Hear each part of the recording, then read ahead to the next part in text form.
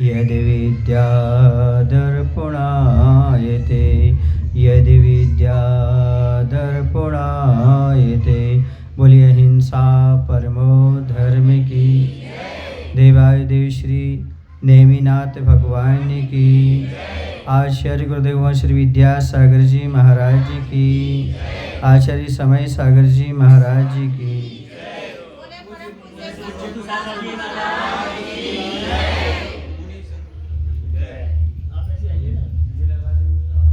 कान मिले हैं तो काम की बात सुनना चाहिए। बड़ी मुश्किल से पंचेंद्रिय प्राप्त हुई हैं। यदि ये पंचेंद्रियां प्राप्त हुई हैं तो सबसे श्रेष्ठ इंद्रिय यहाँ पर भगवान का उपदेश सुनने के लिए यदि है तो कर्ण इंद्रिय है। इसलिए कान मिले हैं तो काम की बात सुनना चाहिए। लिखा हुआ है कि संसार में बहरा कौन है। बहरा समझते आप लोग? जो सुनता नहीं, जिसे सुनाई नहीं देता। तो कहा संसार में बहरा कौन है? जो हित की बात नहीं सुनता वही संसार में बहरा होता है। और जो हित की बात सुनता है वह संसार में कान वाला होता है। और मैं अपनी भाषा में बोलूँ तो इतना कहूँगा, जो आत्म कल्याण वाली काम की बात सुनता है वही संसार में कान वाला होता है। काम की बात सुनना चाहिए। बाकी अनादि काल से बेकाम की बात सुनते आ रहे हैं। हर किसी की बात सुनते आ रहे हैं। जिसने जो कहा वह मानते भी चले आ रहे हैं। लेकिन यहाँ हित की बात सुनने की बात है। जो आत्म कल्याण की बात सुने, जो हित की बात सुने, सो कान वाला है। आप लोग 24 घंटे में कितनी बार काम की बात सुनते हो और कितनी बार बेकाम की बात सुनते हो? काम की बात समझ रहे हो, जिसमें हमारा कल्याण हो, आत्महित हो, ऐसी आप 24 घंटे में कितनी बार सुनते हो? हाँ, यदि महाराज मिल गए तो सुन लेते हो, और महाराज नहीं मिले तो कभी कभी स्वाध्याय में सुन लेते हो, स्वाध्याय कर लेते हो।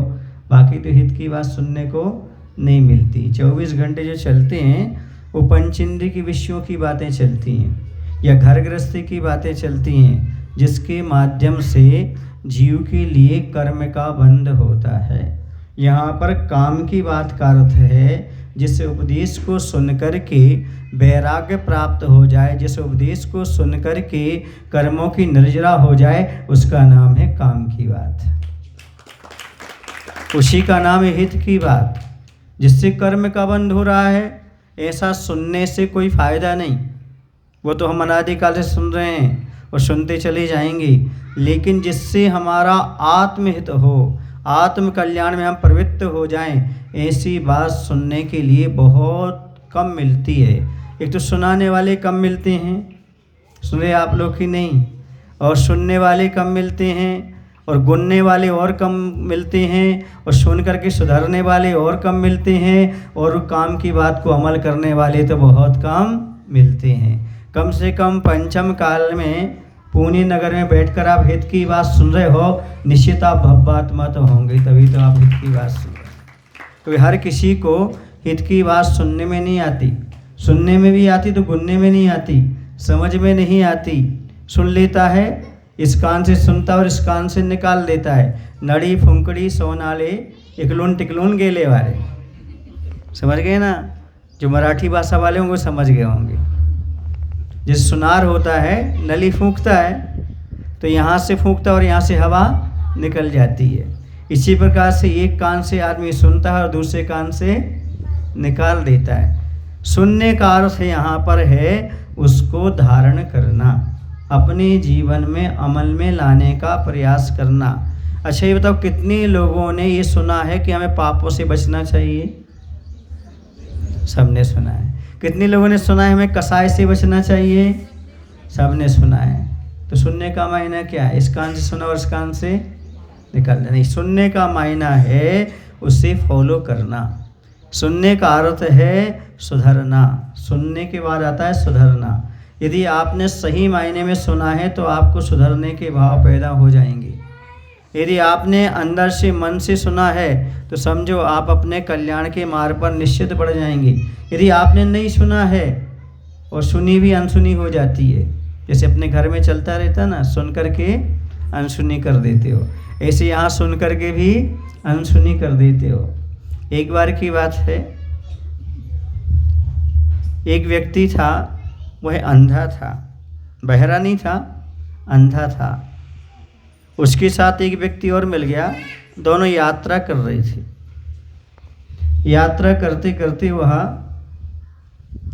संध्या काल हो गई तो ऐसे कोई स्थान मिल गया उनको खुला हुआ। उस स्थान पर जाकर के उन दोनों ने रात्रि विश्राम किया। जो अंधा था तो आपको पता है अंधे व्यक्ति के हाथ में क्या होती है? लाठी होती है, ताकि वह रास्ते को नापता हुआ, गड्ढे आदि को देखता हुआ आगे बढ़ता चला जाए। जब वो शयन कर रहा था उसने अपनी लाठी को बाजू में रख दिया। समय सर्दियों का था, रात्रि में दोनों के दोनों सो गए। जब दोनों के दोनों रात्रि में वहाँ पर सो जाते हैं तब ऐसा होता है कि एक सांप आ जाता है और वहीं उसकी लाठी के पास बैठ जाता है। ठंडी बहुत रहती है, ठंडी होने के कारण आपको मालूम है ठंडी लगती तो सांप कैसा होता है? अकड़ जाता है। उसका क्या होता है? अकड़न हो जाती है, उसमें उसके शरीर में अकड़ आ जाती है। किसके?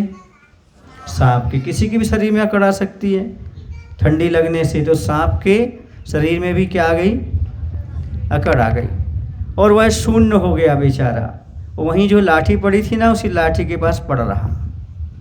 जब प्रातःकाल हुआ और ज़रा ठंडी बढ़ती गई, उसने समझा अंधे ने कि ये मेरी लाठी है। लाठी की जगह उसने किसको पकड़ लिया?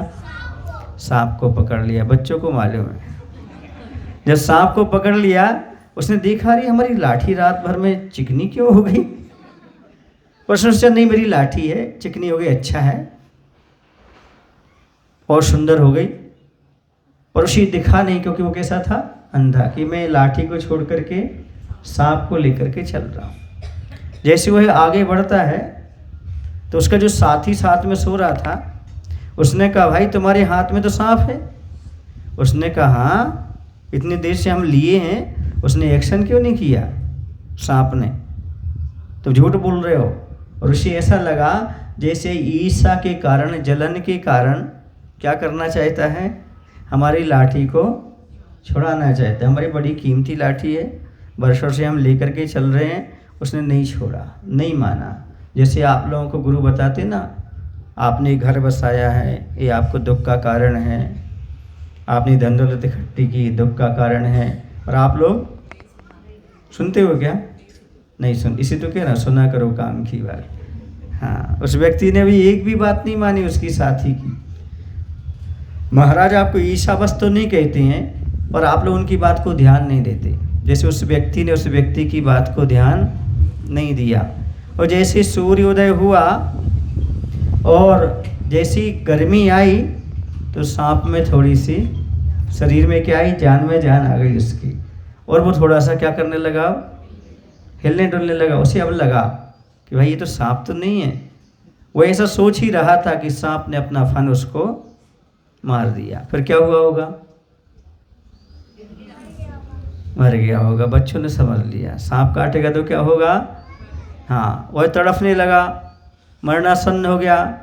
उसने कहा भाई हमने कहा था, हमने समझाया था कि ये क्या है? सांप है, पर तुमने माना नहीं, इसलिए दशा हो गई।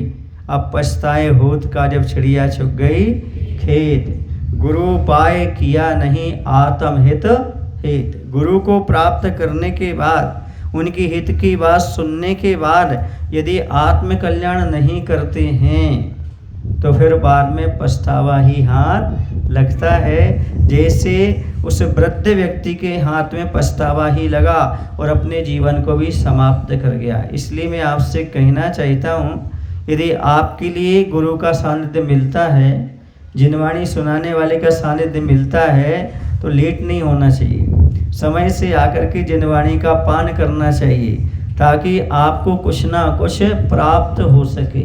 भले आप ना सुनो, भले आप सांप को ना छोड़ो, लेकिन आगे आपको इतना तो भान रहेगा कि मैंने गलती की है। यदि आपको अपने की गलती ज्ञात हो जाए तो अगले भाव में गलती नहीं होगी, कोई उपदेश देगा तो बहुत जल्दी बैराग आ जाएगा और अपना कल्याण कर सकते हो। इसलिए गुरु के उपदेश को अच्छी तरह से भली भांति सुनने का प्रयास करना चाहिए। कहते हैं कि हे भगवान ये तो बताओ संसार में बहरा कौन है? बहरा समझते हो आप लोग? अभी रास्ते में पानी बह रहा था, क्या कर रहा था? पानी बह रहा था। बहरा किसे कहते हैं? नहीं, जिसे रोको वो रुकता ही नहीं है, उसका नाम क्या है? बहरा है। पानी को रोक रहे थे तो वो बह रहा था। सुन रहे ना? ऐसे ही जो पाप की क्रियाओं में बह रहा है और हित की बात नहीं सुन रहा है, वास्तव में वही संसार में बह रहा है। और जो संसार के विषयों में नहीं बहता, गुरु की बात सुन करके रुक जाता है, आत्म कल्याण में प्रवृत्त हो जाता है, वही कान वाला कहलाता है। आप कौन हैं? बोलो ना भाई। कान वाले हो, काम की बात सुनते हो, पर अभी तक काम क्यों नहीं हुआ? यदि काम की बात सुनते हो तो काम वाला तो वो होता है भैया, कान वाला वो होता है जो सारी बातों को छोड़ करके काम की बातें सुनता है।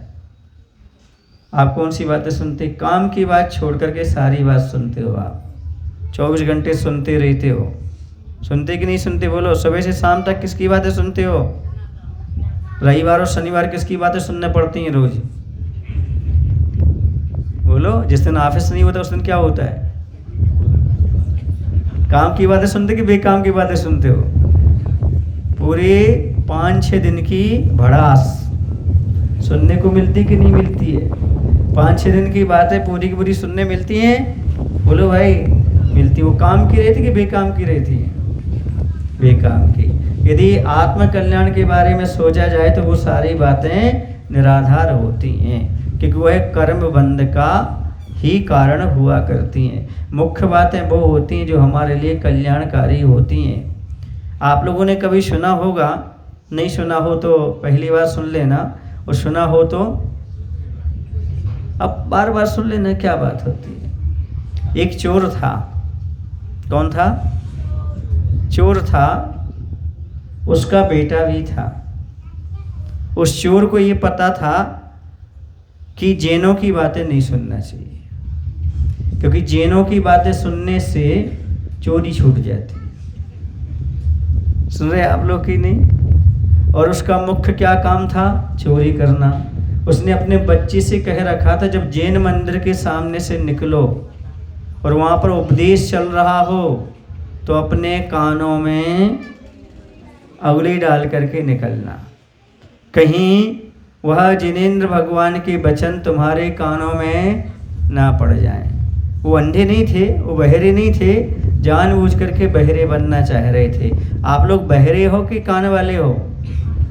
तो जानबूझ करके बहरे बन रहे हो कि हो? जानबूझ करके। जो उपदेश नहीं सुनना चाहते, समझो जानबूझ करके क्या बनना चाह रहे हैं? बहरे बनना चाह रहे हैं।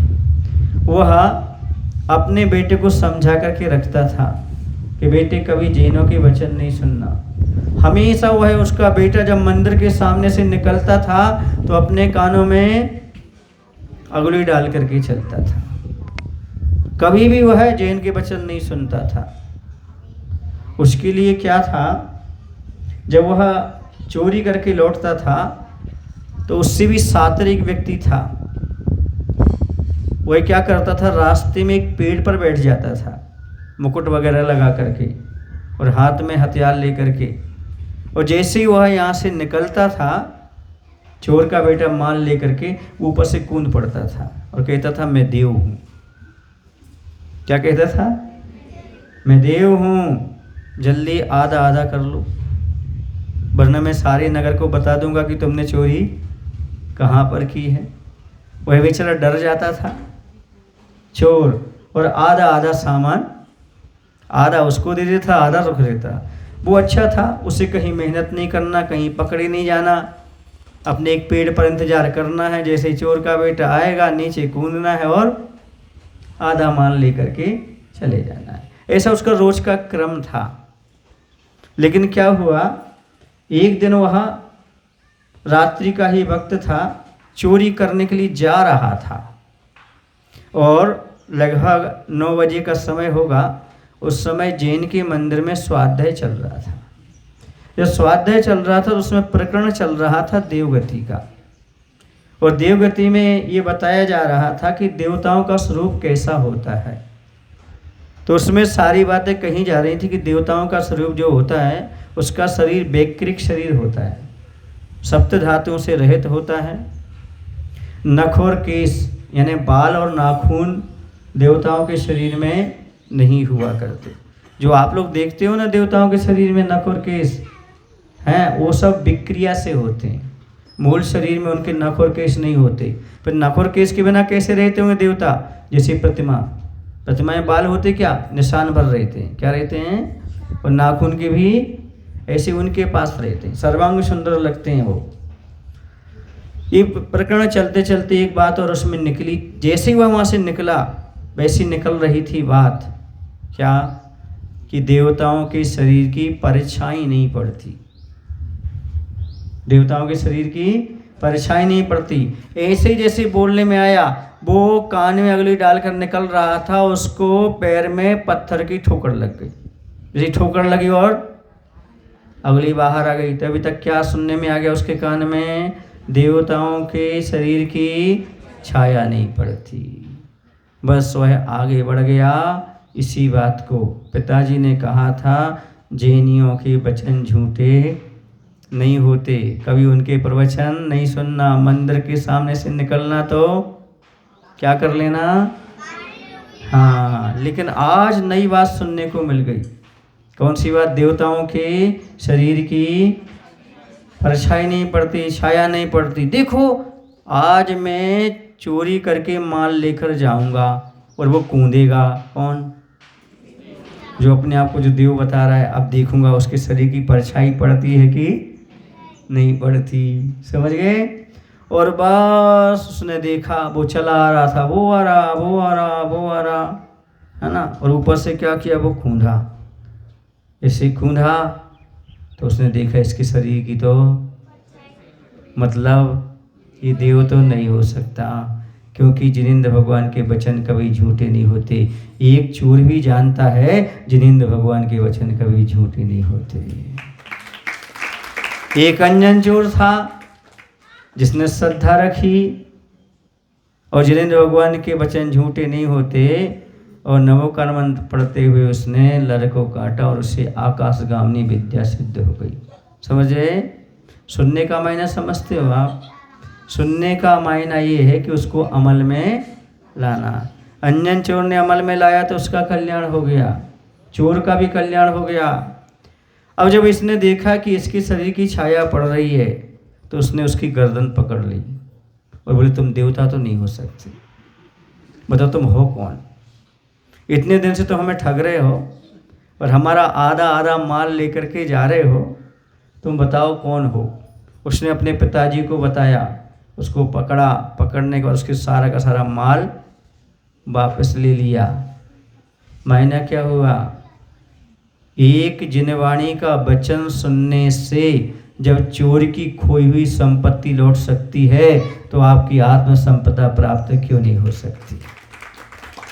जब एक गुरु का वचन सुनने से, एक वचन सुनने मात्र से, वही भी जबरदस्ती सुना उसने, उसके कान में पड़ गया तो अभी उसका क्या हो गया? सारी संपत्ति लौट आई।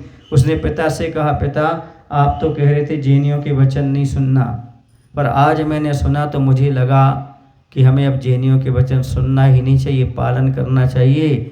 जब हमारी खोई हुई सारी संपत्ति लौट सकती है तो अब हमें जैनियों के वचन सुनना चाहिए। उसने जैनियों के वचन सुने और सुनने के बाद बैराग आ गया और कल्याण के मार्ग पर बढ़ गया। आप लोग सुनते हो जैनियों के वचन? महाराज जी हम खुद जैनी हैं। कौन से जैनी हो आप? दिगंबर जैन। कितने लोग हैं दिगंबर जैन? हाथ ऊपर करना ज़्यादा।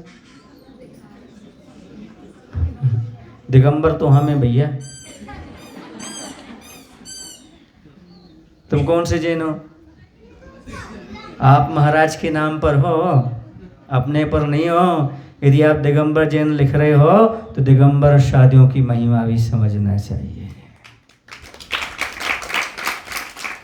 दिगंबर जैन लिखना अलग है और दिगंबर होना अलग है। यदि आप अपने आप को लिखते हो दिगंबर जैन, तो आपको दिगंबरत्व की महिमा को समझते हुए, दिगंबर साधु की वचनों को सुनते हुए आत्म कल्याण में प्रवृत्त होना चाहिए। एक गांव में तो लिखा था दिगंबर वस्त्रालय। क्या लिखा था? हाँ, हंसी नहीं आती है अपन को सुन करके, लेकिन दिगंबर, शायद ये गोटे गांव की बात है। दिगंबर वस्त्रालय क्या है? अब दिगंबर भी और वस्त्रालय भी है। सोच लो, एक जगह लिखा था महावीर मिष्ठान भंडार। समझ रहे आप लोग कि नहीं? ये जैनियों की बलहारी लिखते हैं। सब काम किस पर चलाते हैं? गुरु पर, भगवान पर मानते नहीं, सुनते नहीं हैं। और जो सुनते हैं उनका कल्याण निश्चित हो जाता है। इसलिए आप चाहते हो कि आपका कल्याण हो, तो आपका कर्तव्य होता है आपको गुरु की बात को सुनना चाहिए। सुनने से अपना कल्याण होता है। भगवान महावीर का संदेश क्या है? ये तो सबको पता है। भगवान महावीर का संदेश क्या है? जियो और जीने दो। अब भगवान महावीर का आदेश क्या है?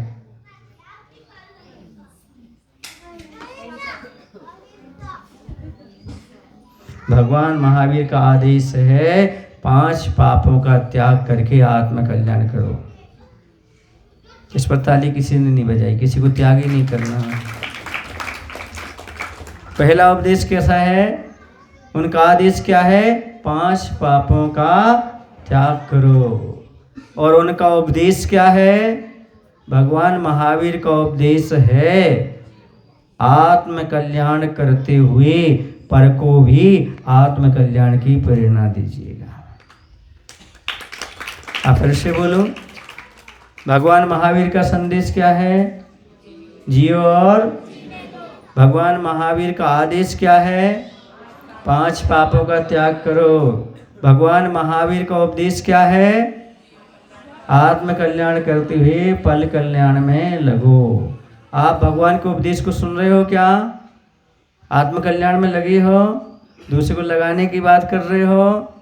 तो समझना आप भगवान के उपदेश को सुन रहे हैं और स्वयं जीते हुए अन्य को जीने की प्रेरणा दे रहे हैं। तो समझो आप भगवान महावीर के संदेश को अपने जीवन में उतार रहे हैं। रात्रि भोजन का त्याग करना, छन्या पानी पीना, यही है जियो और हम भी जिए और उनको भी जीने दो। अर्थात आप जी रहे हो तो पानी पी रहे हो, पर उसके अंदर जो जीव हैं उनको बचा करके जियो तो जियो और जीने दो हो जाएगा। समझ रहे हैं आपको कि नहीं?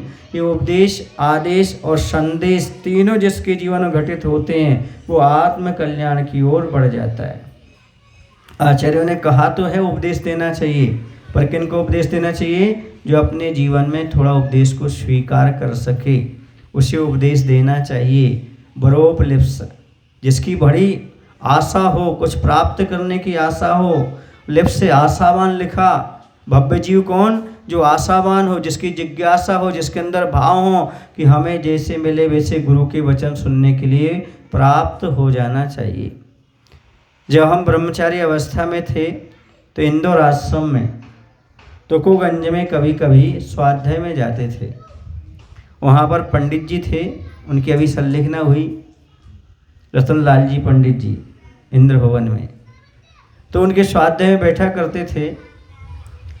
तो वो एक बात हमेशा कहते थे, जगह छोटी थी वहाँ पर, जैसे आपके मंदिर में सुबह जगह कम पड़ रही थी ना, ऐसी जगह छोटी थी, लेकिन सुनने वाले बहुत सारे लोग रहते थे। तो एक ही बात कहते थे, अच्छे सुनना आप लोग, यदि जिनवाणी सुनने के लिए मिल जाए, भले जहाँ पर जूते उतरते हैं उस स्थान पर बैठते मिल जाए, तो वहाँ बैठकर भी जिनवाणी सुन लेना चाहिए। क्योंकि जिन वाणी बहुत दुर्लभ है, दुनिया की वाणी सुनना सहज है। समझ रहे आप लोग कि नहीं? असंयमी के मुख से सुनना अलग है और संयमी के मुख से सुनना अलग है। आप लोग प्रवचन समझते हो? प्रवचन किसे कहते हैं? प्रकर्ष रूपेण वचनमेति प्रवचनम। असंयमी के प्रवचन नहीं होते, असंयमी के वचन होते हैं और संयमी के प्रवचन होते हैं। यदि आपको कभी कभी संयमी का सानिध्य प्राप्त होता है तो उसका लाभ अच्छी तरह से ग्रहण करना चाहिए और अपने जीवन में ग्रहण ही नहीं करना, उसके साथ ही साथ जो बताते हैं उस पर अमल भी करना चाहिए। उपदेश सुनते सुनते तो बहुत दिन हो गए। कब से सुन रहे हैं आप लोग? चातुर्मासी मिला था आपको पिछला, सुना था उपदेश आप लोगों ने? कितने महाराजों का सुना था आपने? हैं? 4 महाराज का उपदेश चलता था। हाँ, तो परिवर्तन आया क्या? बोलो। वो बच्चा कह रहा नहीं आया। बच्चे झूठ नहीं बोलते हैं, बच्चे सही कहते हैं। परिवर्तन लाने के लिए अंदर तक जाना चाहिए। कहाँ तक जाना चाहिए? एक और छोटी सी बात रख कर के अपनी बात को समाप्त करता हूँ। एक बार की बात है, बच्चे बैठे, उनको कहानी भी अच्छी लगती है तो कहानी भी सुन लेंगे बच्चे शांति से बैठ कर के। एक जगह की बात है, वहाँ पर एक शिल्पकार था। जो शिल्पकार था वह मूर्तियाँ बनाता था और उसने 3 मूर्तियों का निर्माण किया और 3 मूर्तियों में कोई भी अंतर नहीं था। 3 मूर्तियाँ एक सी थीं, बहुत सुंदर थीं। साइज में कोई अंतर नहीं, कलर में कोई अंतर नहीं, डिजाइन में कोई अंतर नहीं, नक्शा में कोई अंतर नहीं, लेकिन तीनों का मूल्य अलग अलग था।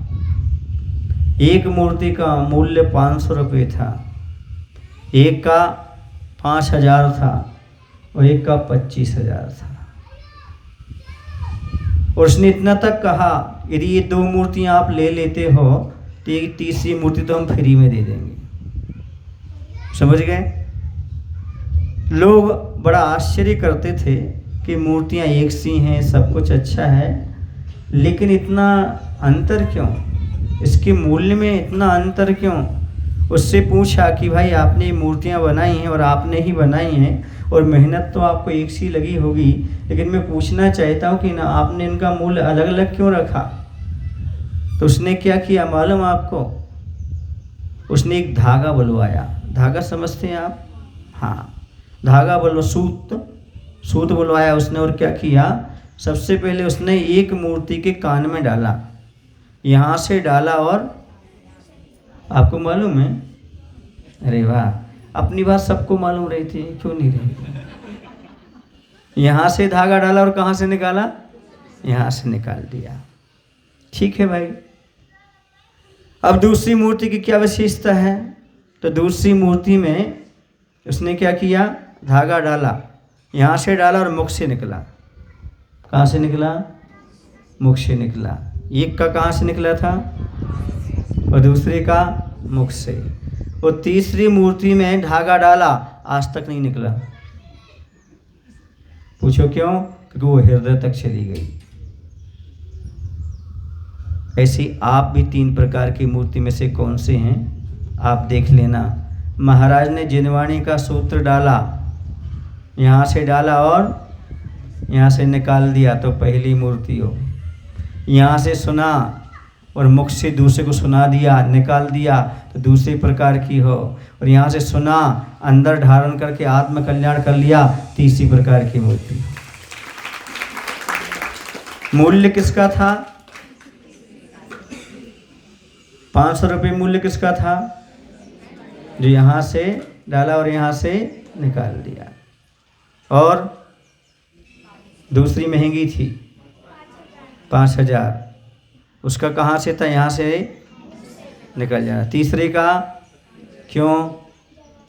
क्योंकि वह अंदर तक ले जाती थी। आपकी कीमत 500, 5000, 25,000, कौन सी मूर्ति की कीमत है आपके पास? यदि अभी तक आप सुन कर के और निकालते जा रहे हो तो समझो फ्री वाले हो। आए, समय पास किया, सुन करके चले गए, हाथ में बाटल लेकर के आए, 2-3 सहेला से बात की और बाहर निकल गए। दूसरे वो हैं महाराज के उपदेश सुनते हैं, सुनने के बाद अरे भैया महाराज जी ने बहुत अच्छी बात कही। बोले कहा ऐसी कही थी उन्होंने, ऐसी कही थी। जो कुछ सुना था वो दूसरे को सुना दिया। अपन ने अमल में नहीं लाए, सुनाने का है। अपना काम क्या है, वहाँ सुना और दूसरे को सुना दिया। तीसरा क्या करता है, सुनता है चुपचाप, सुनते सुनते अंदर धारण करता है और कभी किसी से कुछ नहीं कहता। जो मुनि ने कहा है उस उपदेश को अपने जीवन में पालन करने का प्रयास करता है। आपने 2 पर ताली नहीं बजाई, तीसरी पर क्यों बजाई? वही महत्वपूर्ण है तो महत्वपूर्ण, लेकिन आप कौन से प्रकार की मूर्ति हो पंडित जी? हाँ, ये महत्वपूर्ण है। कौन सी मूर्ति महत्वपूर्ण है वो महत्वपूर्ण नहीं है। इस मूर्ति में आपका किस मूर्ति में नंबर आता है वो महत्वपूर्ण है। शशांक, वो महत्वपूर्ण है। निश्चल सुन रहे हो? अपन ने जो सुना है वो अपने जीवन में हमने कितना अमल किया ये महत्व रखता है। कहते हैं जो व्यक्ति सुनकर के निकाल देता है वो बहरा है। सुनता है और निकाल देता कौन है? वो बहरे के समान है। और जो सुनता है और दूसरों को सुना देता है वो भी समझो बहरे के समान है। लेकिन कान वाला वही है जो काम की बात सुनता है और कल्याण के रास्ते पर निकल जाता है। अब 2 प्रकार की मूर्ति तो आप कई बार बन चुके हो, अब आगे भी यही बनना है क्या कि तीसरे प्रकार की बनना चाहते हो? कितने लोग बनना चाहते तीसरे प्रकार की? तो अब गुरु का उपदेश सुन के बाद क्या करना है? जीवन में अमल में लाना है, धारण करना है। कुछ ना कुछ अपने कल्याण के बारे में मिल रही हैं 2 बातें, तो उन्हें अपने को सुनने की आवश्यकता है। तो कल्याण की बात क्या है? जितने आप पाप से बचेंगे, जितने आप पाप से बचेंगे उतने आत्म कल्याण की ओर बढ़ते चले जाएंगे। और दूसरी, व्यर्थ की बातों पर ध्यान नहीं देना। किसकी बातों पर? व्यर्थ की बातों पर ध्यान नहीं देना, क्योंकि व्यर्थ की बातें बहुत सारी मिलती हैं। कहते हैं भटकाने के लिए बहुत सारे विकल्प हैं, भटकाने के लिए बहुत सारे विकल्प हैं, लेकिन संकल्प निभाने के लिए एक गुरु का वचन पर्याप्त है। अब जब तक तुम यहाँ वहाँ की बातें सुनोगे कल्याण नहीं कर पाओगे। अच्छा ये बताओ, वीर सागर जी महाराज जब थे तो उन्होंने बहुत अच्छी अच्छी बातें कही होंगी। पर्युषण में बातें कही थी कि नहीं? वहाँ जय जिनेन्द्र में वो याद है आपको? नहीं है, लेकिन पर्युषण में किसी ने कुछ कहा होगा वो याद होगा आपको। बोलो ना, किसी से आपकी खटपट हुई होगी या किसी से वाद विवाद हुआ होगा, वो आपको याद है कि नहीं है? बोलो। यही है बेकार की बात है। यदि गुरु ने कुछ बोला और वो आपके पास रहा तो समझो आपने काम की बात को रखा। और गुरु की बात भूल करके दुनिया की बातें याद रखो तो समझो आपने बेकाम की बात सुनी है। बोलो ना भाई। कोई गाली देता है आपको, आपको कब तक याद रहती है? जीवन तक। मतलब गाली इतनी प्रिय है आपको। और कोई आपको भजन सुना दे तो वहीं सुन करके आप भूल जाते हैं। बोलो सही है ना? क्योंकि हम पहले प्रकार की मूर्ति हैं। हम दुनिया की बातें तो इकट्ठी करना चाहते हैं, लेकिन गुरु के शब्द इकट्ठे नहीं करना चाहते हैं। जिससे हमारा कल्याण होने वाला है उन बातों को हम भूल जाते हैं। जिससे पाप का बंध होता है वो बातें हम हमेशा याद रख करके चलते हैं। यही मनुष्य पर्याय की सबसे बड़ी भूल है। मनुष्य की सबसे बड़ी भूल है। अब मैं कहता हूँ दुनिया की बातों को इग्नोर कर दो। दुनिया क्या कहती है उसको भूल जाओ। हमारे गुरु क्या कहते हैं उसको याद रखो, ये कल्याण हो जाएगा। समझ गए? सामने वाले ने आपके इस बारे में गलत बोला, आप इतना विश्वास कर लेते, इतना विश्वास कर लेते हो कि ऐसे ही बोला। और गुरु अच्छे से बोले तो आपको विश्वास नहीं होता। एक उदाहरण सुनाऊं आपको इसी बारे में, हंसना नहीं तो सुना रहा हूँ। एक व्यक्ति था, उसके पास सूचना आई। क्या सूचना आई? उसके पास सूचना आई तेरी पत्नी विधवा हो गई। क्या सूचना है उसके पास? तेरी पत्नी विधवा हुई। उस घर जाकर के उसने बोला, मम्मी मम्मी मेरी पत्नी विधवा हो गई। मम्मी रोने लगी। बहन को बोला, बहन रोने लगी। वो भी रोने लगा। सुन रहे ना? पड़ोसी आकर के बोलते, भाई रो क्यों रहे हो? बोले तुम्हें क्या बताऊं, मेरी पत्नी विधवा हो गई है। बोले तूने विश्वास कैसे कर ला? बोले मेरा मित्र ने बोला। मेरा मित्र झूठ थोड़ी बोलेगा। उसने बोला है कि तुम्हारी पत्नी विधवा। पत्नी विधवा कब होगी? जो ये चला जाएगा। पर इसने क्या विश्वास कर लिया? उसने जो कहा सो मान लिया। बस यही दशा तुम्हारी है। तुम शुद्ध विचार नहीं करते हो कि तुम्हारे जीवन में क्या तुम जीवित हो कि मुर्दे हो। यदि कोई आपकी निंदा करता है तो समझना तुम जिंदा हो। मुर्दे की प्रशंसा तो कोई भी कर लेता है। यदि आपकी कोई निंदा कर रहा है तो समझना आप जिंदा हो, क्योंकि मुर्दे की प्रशंसा तो हर कोई कर लेता है। इसलिए कोई आपसे कहता है आपकी पत्नी विधवा हो गई, कहीं विश्वास मत करना, अभी तुम जिंदा हो। जहां जहां तुम दुनिया की बातें सुनोगे आपका विश्वास डगमगाने लगेगा। जो आपको सामने दिख रहा है, ये 3.5 हाथ का मैं खड़ा हुआ हूँ, अभी मरा नहीं हूँ, और दुनिया कह रही कि तुम क्या हो गए, तुम्हारी पत्नी क्या हो गई, तुमने विश्वास कर लिया। यही हमारी अज्ञानता अनादिकाल से चली आ रही है और आगे चलती जाएगी। लोग तो मजाक करने ही बैठे रहते हैं, लोग तो मजा लेने ही बैठे रहते हैं, न उन्हें अपना कल्याण करना है और ना दूसरे का। तो ऐसी की बातें सुनते रहोगे तो कभी आप कल्याण नहीं कर पाओगे। यदि आपको अवसर मिला है तो अच्छी तरह से आपको कल्याण करना चाहिए। अवसर मिला है तो सफ़र मंजिल की करो। अवसर मिला है तो सफ़र मंजिल की करो। रास्ते में पड़े रहना तो कचड़े की निशानी है। रास्ते में कौन पड़ा रहता है? कचड़ा। आप कौन हो? आप तो इंसान हो। इसलिए अवसर यदि आपको मिला है तो सफ़र किसकी करो? मंजिल की करो। आपकी मंजिल क्या है? मोक्ष। क्या है मंजिल? और मोक्ष कहाँ से मिलेगा? मोक्ष मार्ग पर चलने से। मोक्ष मार्ग कहाँ से मिलेगा? यदि कोई मोक्ष मार्गी मिल जाएगा तो हमें भी मोक्ष मार्ग प्राप्त हो जाएगा।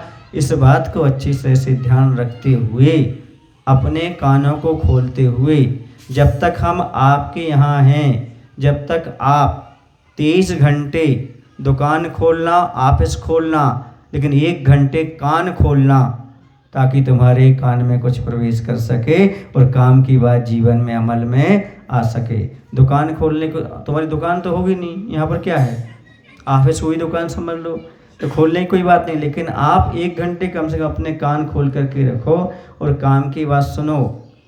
ये लोग जितने हैं ना, ये डिप्रेशन में क्यों जाते हैं, दुखी क्यों होते हैं?